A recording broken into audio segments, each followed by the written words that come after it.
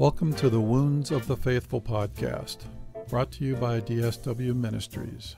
Your host is singer, songwriter, speaker, and domestic violence advocate Diana Winkler. She is passionate about helping survivors in the church heal from domestic violence and abuse and trauma. This podcast is not a substitute for professional counseling or qualified medical help. Now, here is Diana. Hello, welcome to the podcast once again.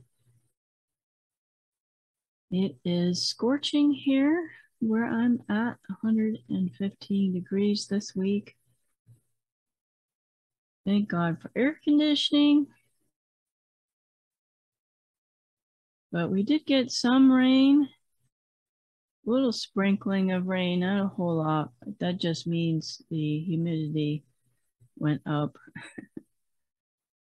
People don't think that Arizona gets humidity, but we do during the tropical storm season, July and August. So yeah, it's miserable right now. I don't go outside except to feed the neighborhood cat and make sure the garden is getting watered in the morning and bird bath is full. Other than that, we don't go outside. Now, just an update for those of you that have listened to the most recent episodes. As of today's recording, I do not have a job yet, but I did have a lot of interviews this week, and a couple of them are very promising. So I'm hoping I get a bite on one of those. And thank you so much, everyone, for praying for us and for sending me job leads. That is super helpful.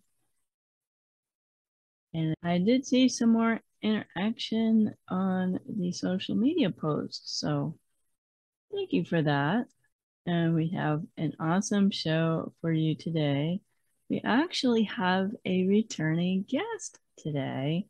I think one of the first ones, besides my husband, Brian. She's our first returning guest, and it's Suzanne Burns. And she was on the show last year. So if you haven't heard that episode, be sure to go back and listen to it. By the way, all of my episodes from day one are on my website on the blog page, dswministries.org.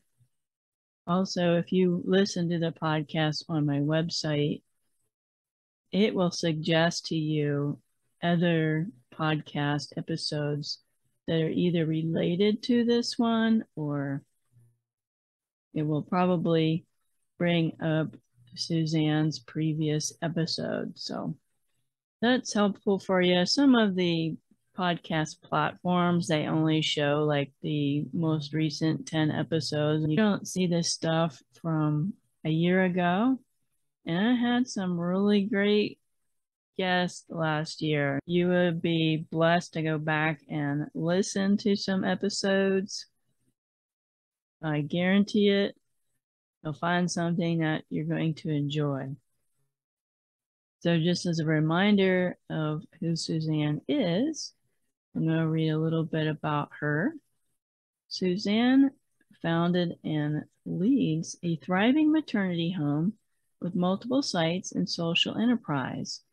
Over 100 mothers housed and over 500 served through non-residential services.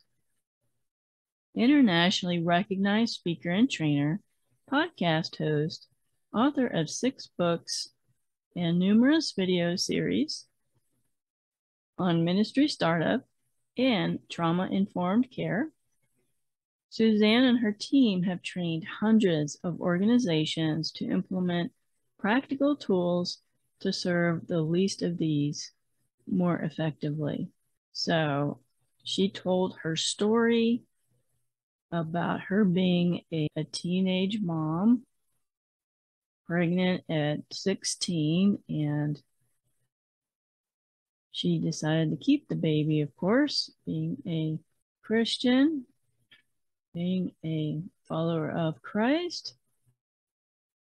And it wasn't easy, but she went into her story of how she raised her son, who is now a Marine, and then started a home for girls who have had multiple traumas, who are unwed mothers, maybe have addictions, maybe they've been homeless, all different situations that these girls have gone into.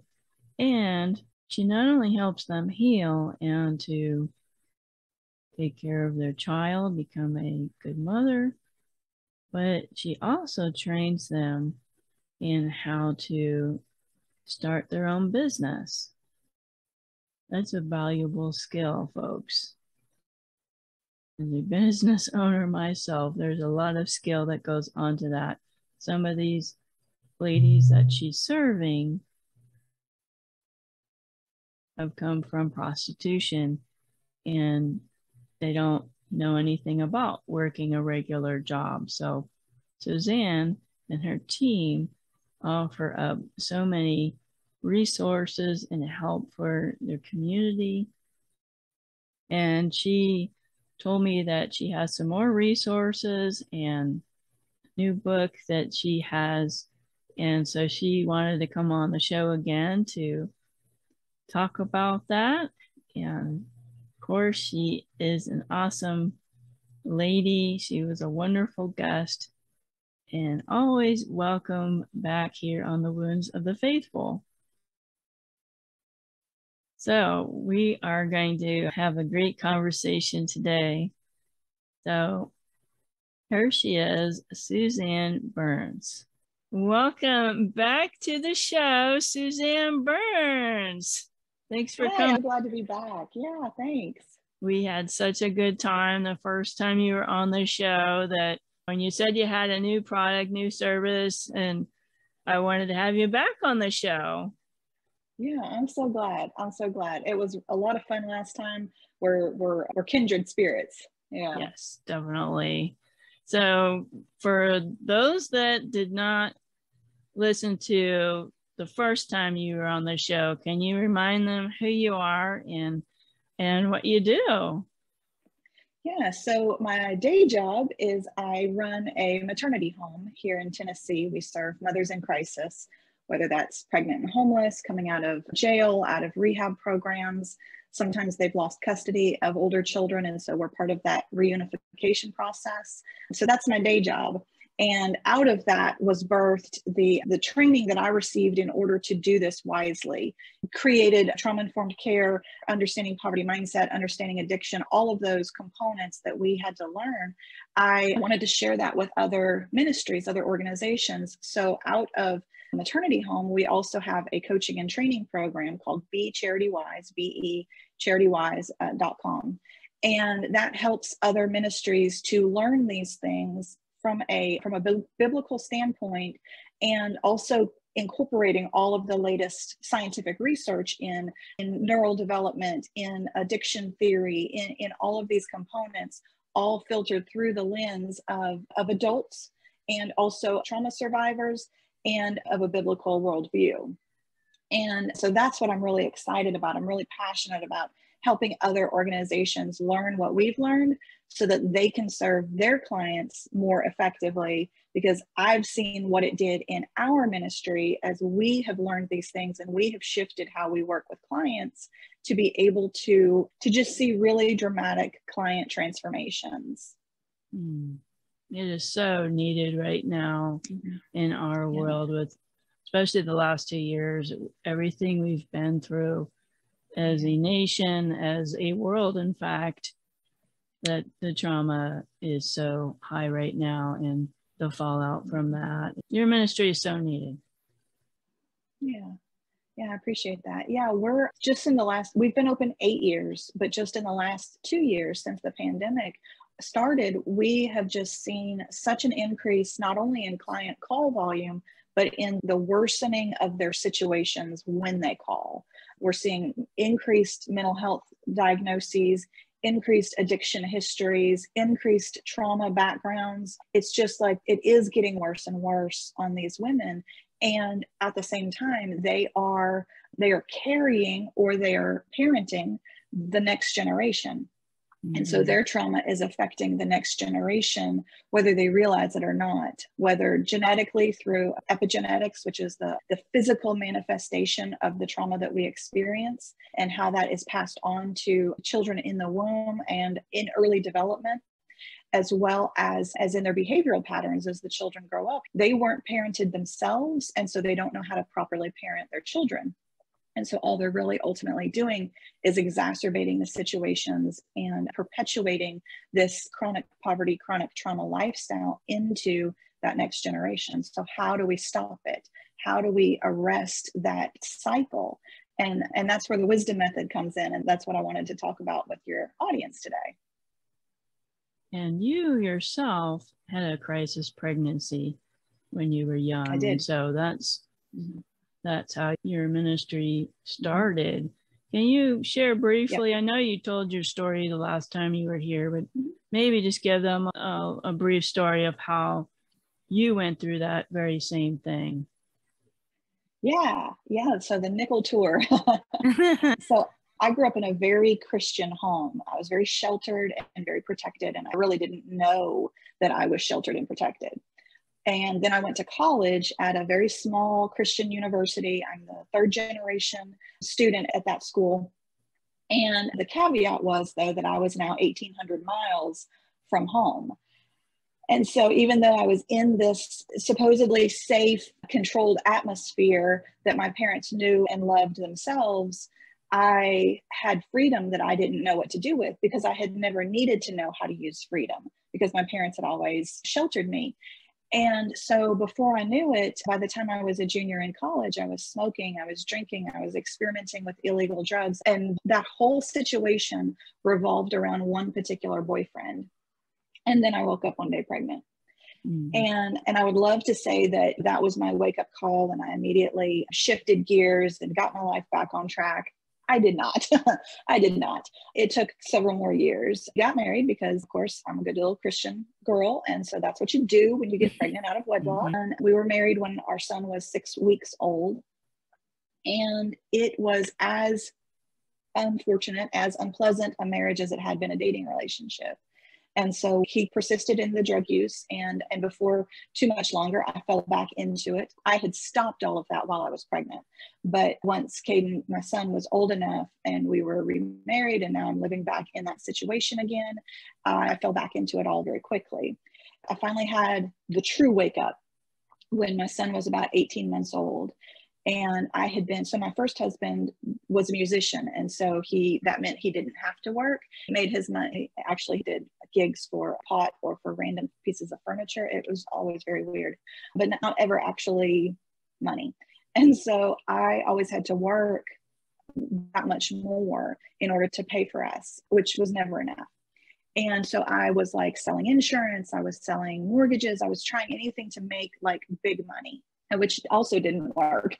And so one particular day I was coming home, I was picking up my son from my in-laws who were babysitting and was just really upset and complaining to them.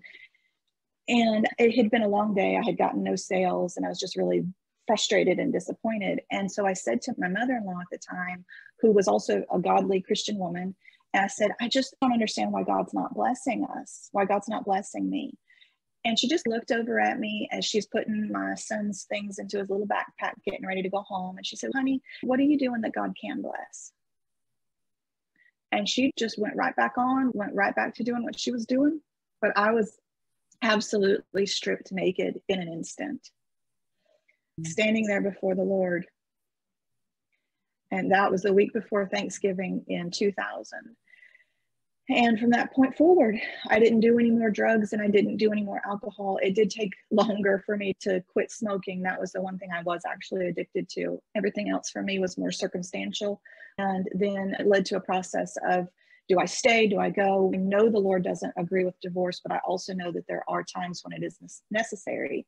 And so by the time we got into February of 2001, that was when I finally had permission from the Lord to leave and to divorce. And that led into a couple of years of, okay, so how do I fix this? I'm not at all jumping back into another relationship. How do I fix what went wrong? How did I get into this place? I don't want to be the frog in the frying pan ever again. I really focused intentionally on healing myself and figuring out why I made the decisions I did. And then eventually I remarried and we had another son. My boys are 6 years apart. And then as I began to rebuild a new level, at a higher level, I began to volunteer at our crisis pregnancy center, wanting to serve women who were in the situation that I had once been in myself. And I was there for 7 years, absolutely loved it. But we began seeing more and more women coming through who needed a deeper level of support. They were living in their cars. They were in danger of being kicked out by angry stepdads. They were 24. They didn't have a GED, had never worked. They were dealing with addiction themselves. So we were just seeing much more severe situations than what we were equipped to do. And so I knew that we needed something more. And then one day the Lord sent in a specific client, and she was pushing her baby in. He was about 3 or 4 months old, in the stroller. And she was really frustrated because she couldn't find a job. And so I started asking questions. Are you maybe applying for the wrong jobs? Are you not a good interviewer? What is the issue and how can I fix it for you? And she says at some point in the interview, the baby gets fussy or he needs a diaper change, and the interview is just over at that point. And of course, my first thought was, oh, I'm pretty sure the interview was over when they saw you pushing the baby in. But of course, I had been there long enough to know that's never the full picture. Mm-hmm. I asked yet more questions, and come to find out, the reason she was taking her baby with her in the first place was because the man she lived with, the baby's father, was a violent drug dealer, and she did not feel safe leaving her son home alone with him because she didn't know how he would act or how the people coming in and out would act towards her son. And I went home that day and told my husband, something has to change. We have to do this. And it took about 6 months for me to get my heart, my mindset to start publicly talking about it. And then that was in 2011 is when I met that client. 2012 is when we first started publicly talking about Foundation House, raising money and really establishing it. And then we opened our doors in 2014. And so we've now been open 8 years. We have 2 houses, 2 storefronts for our job training program, and 2 satellite offices in 2 different counties, because we're actually the only maternity home in 150 miles. So we actually serve 12 or 13 counties just by default. So we have a tremendous need for these women. Wow, that story is just as exciting the second time I heard it as the first time. I'm glad. It's amazing what you've gone through and what you have, with the Lord's help, of course, and your team, what you have done. And I appreciate that, Diane. And you have even more to do there. And you just keep creating more resources for people to try and help them. And you told me before the call, you got a download from the Lord today. And I love that. Yeah. I'm so excited. Yeah, the wisdom method has been the training system that we've used for other maternity homes, other organizations, helping them understand how poverty mindset and trauma and addiction all, feed into the clients that they serve. At the same time, there's also so many more mothers who either don't need to come into a residential program or don't have access to one. There's only about 400 maternity homes throughout the US and Canada combined. How can I help get this information to all moms coming from a trauma history so that they can parent wisely? And this morning, the Lord just loaded the idea, and it even gave me a tagline for the book and everything: the wisdom method, a post-traumatic guide for parenting. This is going to be designed for parents who have a trauma history and want to halt the transference of their trauma response into their children. So whether you're a parent of a toddler, whether your child is still in the womb, whether you're a parent of teenagers, or really whether you have adults as your children, there is never a bad time for you to begin your healing process. And as you heal, then that's going to change your responses to your children, and your change in response is going to transform their change in response. And so you're going to find a positive cycle of behavioral correction, of relationship correction, and of strengthening. Obviously, it's best when you start early, but it is never too late. As long as you have breath in your body, it is never too late to begin this process of healing. And so I'm really excited to begin developing the wisdom method. It's a year-long process. The vast majority of that is more maintenance. So the first 12 weeks is really intensive classes and training to understand what went wrong and to help you begin your own pathway to healing. And then 6 months of bi-weekly group therapy sessions as you talk through your issues and how that's playing out in your children's relationships. And then the final 3 months is more like follow-up and kind of maintenance. How are things still going? Are you making sure that these concepts get entrenched? I love this picture because the wisdom method, the name comes from Proverbs 9:1, which says, wisdom has built her house. She has hewed its 7 pillars. And that to me is really just the perfect picture of how to parent well, but you parent well because you are well. When you're healed, then you can heal. So if we focus on healing ourselves, then that naturally is going to filter out to everyone that we come in contact with, whether it's our children, our spouse, our coworkers, our friends, our parents, our extended family members, our neighbors. It's going to ripple out to everyone that we touch. Before you know it, you're walking in wisdom to the point that you're able to pour into the sweet little girl working at the Dollar General counter. You're able to pour into strangers that you pass on the street because you have found that healing, and now you can offer that healing to other people. My mandate from the Lord is to rescue a generation of mothers who will be equipped to rescue their own children, or whose children will never need rescuing in the first place. And I have always assumed that was through maternity homes, which is my world. And it was like the Lord just exploded it to me this morning that it's mothers, period.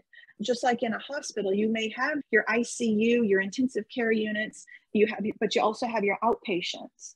And it's the whole continuum of how do I serve women coming from a traumatic background so that response is halted into that next generation, and growth and healing is what is fed into their children. And yeah, I'm excited. Yes, your excitement is contagious. Now, tell us about your 2 kids, how they're doing, because obviously you've broken the generational curse, so to speak. Yeah, my boys are now 23 and 17. We're a blended family, so his dad is elsewhere. His dad is still in active addiction. My 23-year-old graduated high school and left for boot camp in the Marine Corps a few weeks later, graduated from boot camp on Friday and got married on Saturday to a girl that I had met on Thursday. So a very tumultuous year. 2017 was a very tumultuous year, but they have now been married 5 years in September and have the best little son ever. My grandbaby is the absolute perfect one. And he's about 18 months old, and it is so much fun. And my 17-year-old is going into his senior year in high school and looking for colleges, and he's a football player and wrestling. He's excited to see what the Lord has for him too. And he has a little steady girlfriend that they met in church. And my older son, we went through it. We went through some really hard things, some really difficult shifting, especially through middle school. He ended up spending the rest of his 8th grade year in an alternative school because he had drugs on campus and zero tolerance to put him in an alternative school. But it ultimately was the absolute best thing for him because by the time he graduated that, he was ready to go back to regular school. And so he spent all of high school in the regular population, and things really shifted for him. And his wife is a wonderful, godly young lady. And they have, I believe very firmly that she is a big reason why he's in such a good position now at 23 years old, because she's been in his life. So I've been really blessed, even though it started very tumultuously for all of us, it was clearly the hand of the Lord. And I have so many testimonies from that era, but I'm just really proud of both of my sons. And it's been hard. It's hard. One of my staff is also part of a blended family. And I know a lot of them nowadays that it's a very common thing, but it's just really difficult. And you have to learn how to pray and how to wait. So much of it is just about patience and perseverance and giving room for the Holy Spirit to work on his timing instead of ours, which is not as easy as it sounds. No, it's not. But you pointed out something very true, that even when we decide to live for the Lord and take the right path and have a godly home and raise children for the Lord, there's definitely still speed bumps, and the healing process is not overnight. It is a journey. Exactly. Nothing is instant, and every time you fall down, you have to decide, I'm going to get back up again. Exactly. And just like in physical healing, if you have to go to the ER and say you've broken a leg and you're 6, your body is going to heal much faster than if you're 60. Mm-hmm. And so in physical terms, we recognize the healing process. In emotional terms, we just don't. We just think, that was like 3 weeks ago. Why are you still upset about that? Why are you not healed? That was 30 years ago. Why aren't you fixed? And that's just not how we work. It's just not how we work. Now, is your 17-year-old involved in your organization at all? He, not so much right now. He's pretty busy. He'll help like moving furniture and stuff. I get him and his football buddies to come and do landscaping and that kind of thing. But when he was younger, partly because he also has his own car now, but when he was younger, he would be getting ferried around with the girls all the time. I am, they are, and where I am, he was at that time. So he's grown up in it. When, let's see, I think he was in 1st grade when I first started this process. And so he was probably like 3rd or 4th grade when we opened. So he's grown up in it his entire life. So he really doesn't remember anything before mom did this, or at least not much. Yeah, he's been around it all his life. I've always been real open with my boys because of what I do and the women I work with. I remember one time him and his girlfriend now, they've been together now a year and a half, but on their first couple of dates, I could hear from another room, she was like, stop it and quit and don't do that. And I know my son, so I knew what it was, is like early immature flirting that doesn't know what to do. But I couldn't not. I had to go in there and say, look, I love you both. If he's actually hurting you, I'm gonna help you. But if he's not, this needs to stop. You need to quit touching her in ways that make her react like that. You need to stop egging it on, because I ain't gonna have this. This is how things get out of control fast. And of course, like I said, they've been together a year and a half, and I have a wonderful relationship with both of them.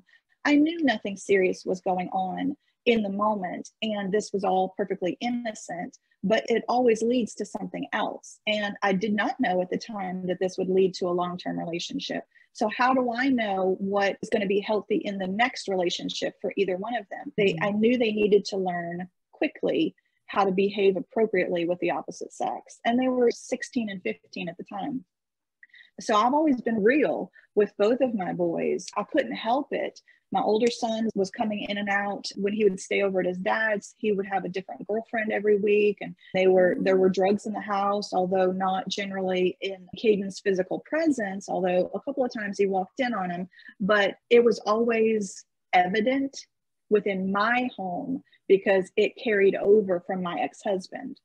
And so my younger son, saw all of that from the periphery. So I've always had to be real open and honest with both of them. My kids have known that I used to do drugs from early days, because they need to know why it's so serious and why I don't.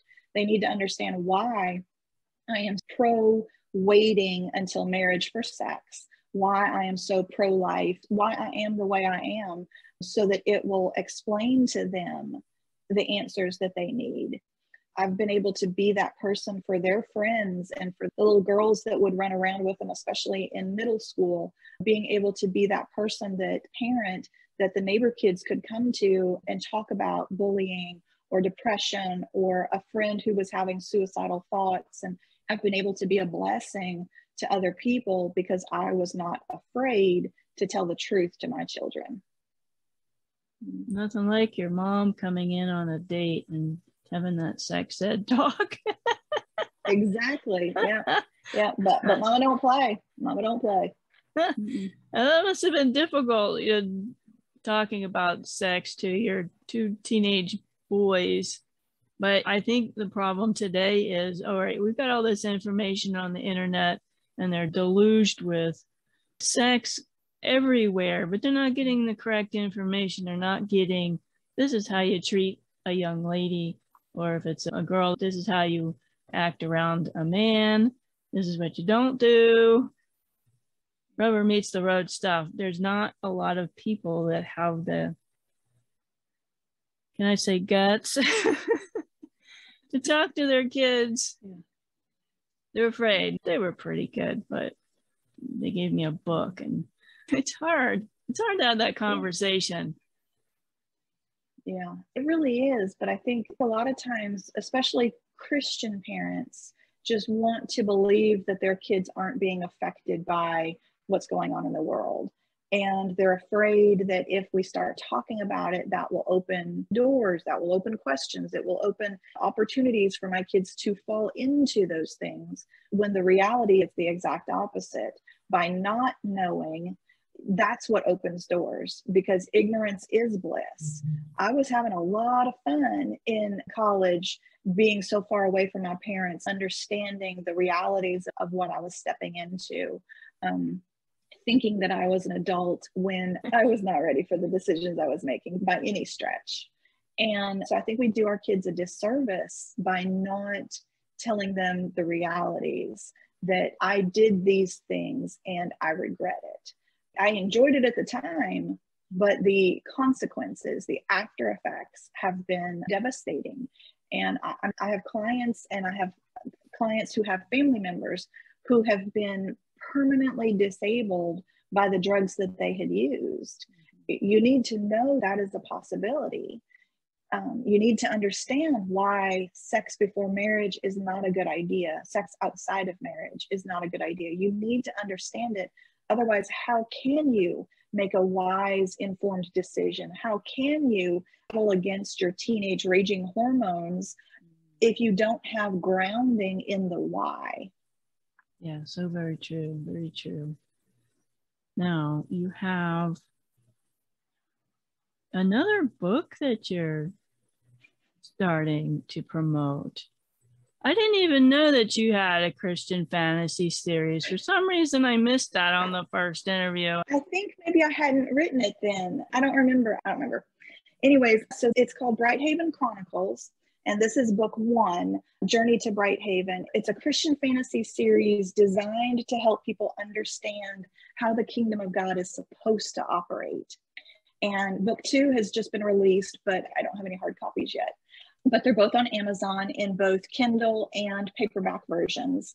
And so the series follows Aria, who is a young street orphan, on her journey to meet the High King. And will he want me, street urchin, as homeless with nothing of value to give to the king? Is he even going to want me in the first place? And then in book 2, so that's the pretty much gist of book 1. And then in book 2, Aria and one of her friends, Sarah, the title of that one is Sarah's Quest.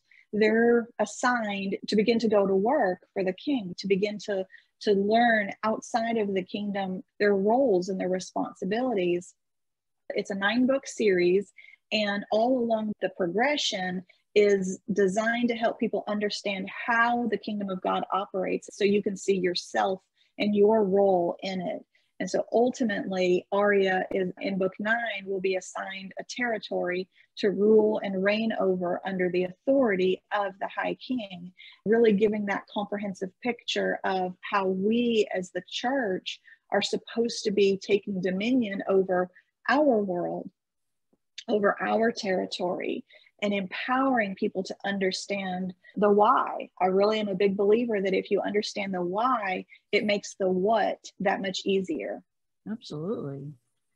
And Christian fantasy, that's really popular right now, that genre. Yeah. I'm a huge Narnia fan. I read all the books as a kid. Now, Lord of the Rings, of course. I've never read any of their books, but my husband's a real big Lord of the Rings fan, and he decided to introduce me to that series by having me sit down and watch the extended director's cut of the Lord of the Rings trilogy. And I was like, another battle scene?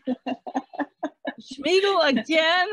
When is he gonna die? It's like just kept popping out of rocks and being horrible and all this stuff. Like 3 hours later, it's like, when is this going to end? So, we like Christian fantasy genre here in the house. And it sounds like your series is talking about our worth as a child of God. Yeah, exactly. And through the book, Arya is discovering that she's living in a world at war that she didn't realize because she was living on the streets. She was insulated in her day-to-day survival. Once she gets the opportunity to come beyond, she has this awakening, a world at war. And now I have to decide which kingdom I am going to support. And I think that we as Christians, that to me is a perfect picture for us as Christians, that we all too often forget that we are at war and we've gotten lazy and comfortable and complacent. Meanwhile, the enemy is winning more and more because we are not fighting back. We are just going deeper into ourselves or into our little world, our little my for and no more kind of church. When the reality is that if you are already a player in this war, you're either for the Lord intentionally or by default you are against him. And so that's an undertone throughout the series and gets a little more realized in book 2 and then much more into book 3. October, that's not that far away. Nope. In a 9-book series, I got to keep it moving. I got to get this out of here, get it off my plate. I have a lot of writers come on the show. How do you find time to write? I get up at 5 a.m. I get up freaking early. And then when it's crunch time, I have to set deadlines for myself. Otherwise, it just won't ever happen. So when it gets towards crunch time, sitting there jotting things down, whether I'm standing in line somewhere, whether I'm sitting there on the couch watching TV with my husband, I'm trying to finish writing. I handwrite my novels and then I transcribe them into the computer. And that's when I then go back and edit and flesh it out. So for me, it really is about intentionality. Yeah, I'm not a writer, but I'm a musician, as you see behind me. I got my piano, and I've decided that, okay, between 10 and 1 o'clock is the time that I'm going to write music and I record here in the studio. If I don't schedule that time, it doesn't get done. There's so many other things that, and then before it's okay, 2 years have passed and I haven't created anything. I've got all this wonderful equipment. I've got all these ideas. And you'd have to actually schedule it just like everything else. Exactly. You got to make appointments with yourself sometimes. You got to make dates for it. And also that it doesn't necessarily need to be huge blocks of time. Sometimes it's just a sentence here or there. And one of the reasons why I love handwriting everything is because I can be lazy. I can be like, and then they go to this place and then they meet this person and they have this random conversation. And it's later in the editing that I have to actually figure all that out. I can just push through and get the gist of the story done, which gives me a sense of completion without bogging me down in details. What am I going to name this person? And then I get sidetracked on an internet search in name generators. And what does this word mean? No, all of that is for editing later. First, I have to get the story out. And then once it's out, then I can nuance and I can layer and I can add things in. But that's what helps me, is just the push through to early completion. And that's what sets me up for long-term lasting success. If you want to send me the hard copy when you get it out, I can display it back here on my little stand, promote your book for you. Yeah. I know we talked a lot about different things today, but is there anything else that you wanted to talk about that we didn't cover? I think we've covered pretty much everything right now. So I know you have other resources that you offer people too. Tell the folks about those. Yeah, on our BeCharityWise.com website, under online trainings, we have a wide variety of training programs designed for people to understand how trauma and poverty mindset affect people. These are all organizational focused, but the information can be applicable anywhere, and they're all relatively affordable. And so these are designed to help you understand the totality of secular research, all filtered through a biblical worldview, and then also give you tools to apply that, whether you're running a food pantry or a bus ministry for children, or you're a maternity home or pregnancy help center like what we are. We're a maternity home. Or you're just working with foster kids, or you're working with people from trauma backgrounds. This is a good tool to help you understand their behaviors, because their brains develop differently and their thought processes work differently. And when you understand that, you can find yourself less frustrated, less stressed out, less disappointed when they don't do things like you think they should. It gives you a lot opportunity to offer a lot more grace. And that's when you begin to see true client transformation, when you're able to offer grace instead of frustration. It's a great resource. You have a lot of free stuff on your website. I do, yeah. I've got 2 different free books, and you can sign up and download those, and then they'll feed you into an email loop that sends even more information. One is called The Accidental Social Worker, which is the intro to all of this trauma-informed information. And the other one is called 5 Ways to Start or Strengthen Your Nonprofit Ministry. And that's really designed for people wanting to establish ministries. It doesn't have to be a maternity home specifically, but that then gives you the tools and resources to really develop the systems that I used to establish ours. I've read those resources and they were really helpful. Excellent. It's very applicable to a lot of ministries. What do you do when somebody's coming to your church and they want a handout? How do you deal with that? Exactly. Definitely, folks, sign up to receive her emails and get her free gifts. They would definitely help you. And so tell the folks how to get a hold of you. My website is BeCharityWise.com, BeCharityWise.com. And my email address is Suzanne@BeCharityWise.com. And I look forward to hearing from everybody. I do my best to respond to everyone who emails me. And it's just me. I'm just a one-woman small business. My staff here help a lot, and they help with some of the training videos and information. But the responses is all just me. If you have questions, or comments, or concerns, please feel free to reach out. It will come directly to me. And you're all on all the social media channels too? Yeah, Be Charity Wise on Facebook. I'm not on Instagram because I'm lazy, but I am on Facebook. Yeah, I'm still trying to figure out Instagram. You're in Clubhouse. Yeah, I have not tried Clubhouse. It's a lot of fun. I really like it. It's for those that are not familiar with it, it's an audio only app that enables you to go into different rooms with on specific topics, and then you can raise your hand and you can come up to the stage, so to speak, and conversation with the host, the moderator of whichever room you're in. And so to me, it's like an interactive podcast, really. You can be doing anything you want to be doing, but while still having these great conversations. And so I host a couple of different clubs on there, and I have rooms fairly regularly. I put all of that on pause as I was trying to get book 2 finished. But now that's released, I can start ramping up again for the fall sessions. And so if you're not familiar with Clubhouse, you can just Google that app and download that in the App Store and find me on there as well. Yeah, I think Clubhouse is only for Apple products, I believe. No, it was for the first year or so, but it's now Android also. Oh, yeah. Nobody told me that.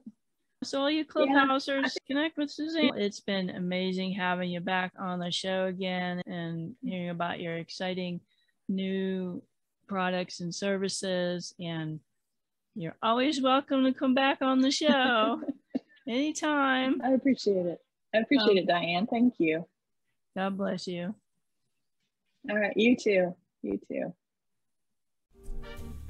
Thank you for listening to the Wounds of the Faithful podcast.